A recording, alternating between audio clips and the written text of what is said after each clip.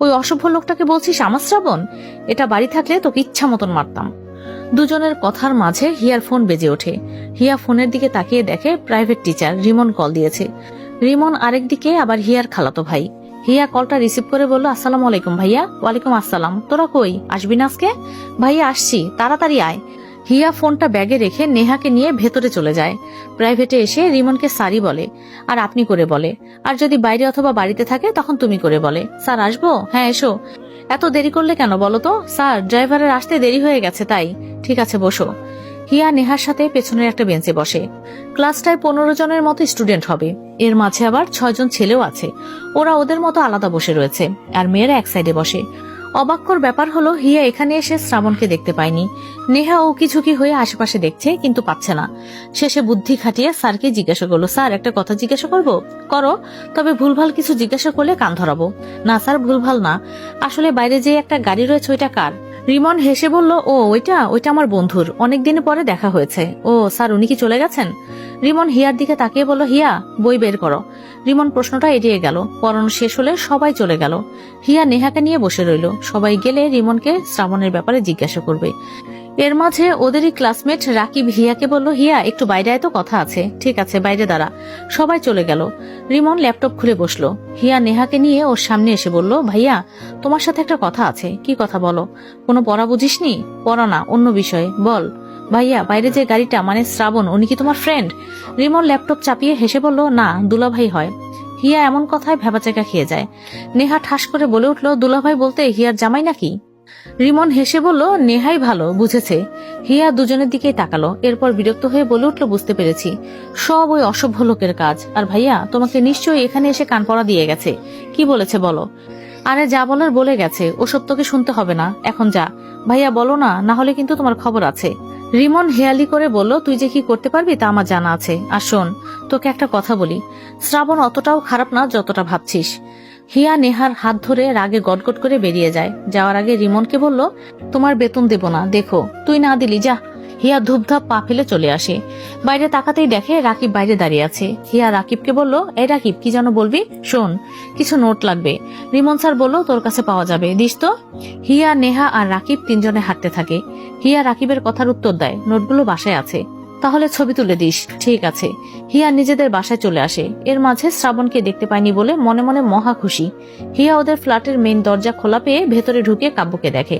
কাব্য এখানে এসেছে ছাদের আরেকটা চাবি নিতে। হিয়া ওর সাথে ভালো মন্দ দুটো কথা বলে সোজা মাহিমা বেগমের কাছে চলে যায়।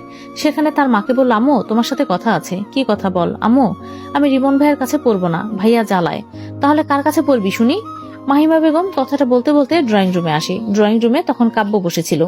কাব্য মাহিমা বেগমকে বলে ওঠে, আন্টি কিছু মনে না করলে একটা কথা বলবো? বলো বাবা।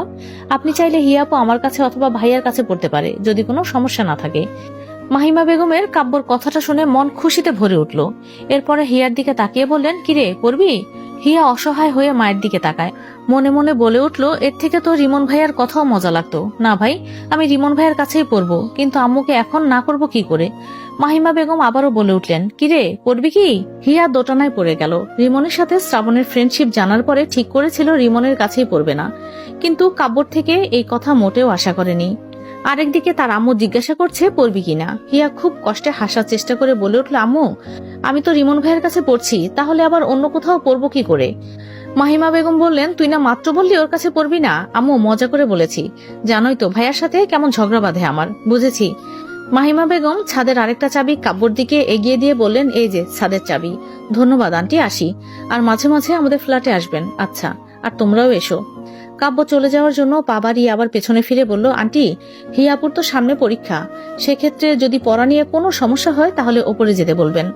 আমরা দুই ভাইয়ের যে কোনো একজন থাকলে হেল্প করব। মাহিমা বেগম বললেন, ঠিক আছে, সমস্যা হলে পাঠিয়ে দেব। কিরে হিয়া, যাবি না? হিয়া হালকা হেসে বলল, তাহলে তো ভালোই হলো। আর ভাইয়া সমস্যায় পড়লে অবশ্যই যাব। Thank you, welcome. কাব্য চলে যায়। সিঁড়ি দিয়ে ওপরতলায় উঠতে উঠতে নিজেই হেসে ওঠে। হিয়া বেচারি নিজেই নিজের ফাঁদে পড়ে গেল। কাব্য ওদের ফ্ল্যাটে এসে ছাদের চাবিটা টি টেবিলে রেখে নিজের রুমে চলে যায়। শ্রাবণ এর একটু পরে বাসায় আসে। ওপরে আসার আগে হামিদ শিকদারের সাথে দেখা হয়। এরপরে টুকটাক কথা বলে চলে আসে। সন্ধ্যার ইফতারের পরে কাব্য ছাদে চলে যায়। শ্রাবণ রুমেই মোবাইল স্ক্রল করতে থাকে। কাব্য মিনিট 5 ছাদে থেকে চলে আসে। বাড়ির কথা খুব মনে পড়ছে ওর, এভাবে আলাদা হয়ে খুবই কম থেকেছে। কাব্য শ্রাবণের রুমে এসে বলল, ভাইয়া তুমি কি বিজি? না, কেন? ভাইয়া ভালো লাগছে না, চলো না নিচে গিয়ে একটু হাঁটাহাঁটি করে আসি, চল। শ্রাবণ ওয়ালেট আর ফোন নিয়ে রুম থেকে বের হয়। কাব্য রুম থেকে ফোনটা নিয়ে আসে। দুজনে ফ্ল্যাট থেকে বের হয়। কাব্য মেইন দরজা লক করে দেয়। এই সময় কাব্যর ফোনে কল দেয় ওর ফুফাতো বোন রিয়া। কাব্য রিসিভ করে কানে নিয়ে বলল, কি রে, কেমন আছিস? ভালো, তুমি কেমন আছো? ভালো। তো কি মনে করে কল দিলি আজ হঠাৎ? কি মনে করে আবার? জানোই তো। কাব্য ফোনটা মিউট করে শ্রাবণকে বলল, ভাইয়া রিয়া কল দিয়েছে। শ্রাবণ সিঁড়ি দিয়ে নামতে নামতে বলল, ব্লক করে দে। কাব্য শ্রাবণের স্পষ্ট জবাবে কিছু বলল না। রিয়াকে বলল, বল, কি যেন বলছিলি? শ্রাবণ ভাইয়া কোথায়? কাজ করছে। মিথ্যে কথা, এসে দেখে যা। মজা করো না তো, ভাইয়ার কাছে ফোনটা দাও। তুই কি আমার বেআইন যে মজা করব? বললাম না কাজ করছে, একটু ভিডিও কলে দেখাও না। পারবো না, ভাইয়া জানলে বকবে। বকুক, তাও একটু। এই ফোন রাখবি নাকি ফুপিকে বলে দেব? ঠিক আছে, রাখছি। কাব্য ফোনটা কেটে দিয়ে তার বড় ভাইকে বলল, ভাইয়া এই মেয়ে তো তোমার জন্য পাগল। কে? রিয়া। শ্রাবণ তপ্ত শ্বাস ছেড়ে বলল, তাই তো ব্লক করে দিয়েছি। যতক্ষণ কথা বলবে মাথাটা খারাপ করে ফেলে, আর বাসায় আসলে তো 2-1 থাপ্পড় খেয়েই শান্ত হয়। দুজনে কথা বলতে বলতে নিচে এসে পড়ে। গেট থেকে বেরিয়ে রাস্তায় হাঁটে।